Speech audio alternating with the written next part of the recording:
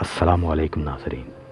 عام طور پر یہ سوال کیا جاتا ہے کہ مرنے کے بعد میت کی آنکھیں کھلی کیوں رہ جاتی ہیں۔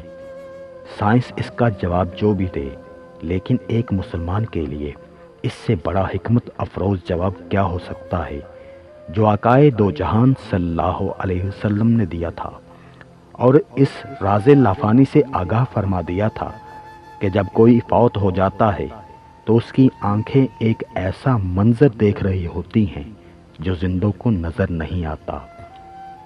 مسلم اور ابن ماجہ کی روایات کے مطابق حضرت ابو سلمہ رضی اللہ تعالی عنہ کا جب آخری وقت آیا تو رسول اللہ صلی اللہ علیہ وسلم نے ان کی عیادت کے لیے تشریف لائے۔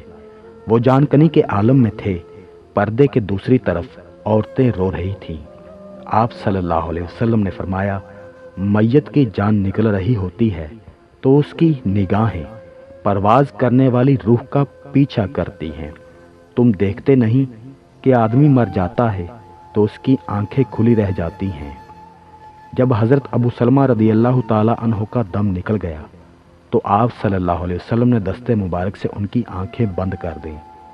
آپ صلی اللہ علیہ وسلم نے عورتوں کو تلقین کی کہ میت پر بیان کرتے ہوئے اپنے لیے بد دعا نہیں بلکہ بھلائی کی دعا ہی مانگیں، کیونکہ فرشتے میت اور اس کے اہل خانہ کی دعا یا بد دعا پر آمین کہتے ہیں۔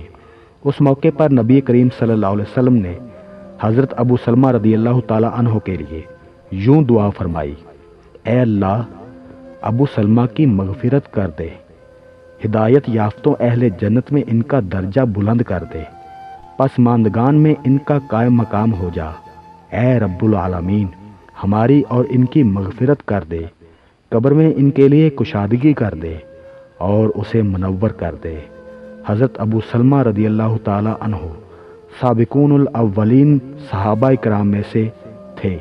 روایت ہے کہ رسول اللہ صلی اللہ علیہ وسلم نے حضرت ابو سلمہ کی نماز جنازہ کے دوران پہلی بار 9 تکبیریں کہی تھی۔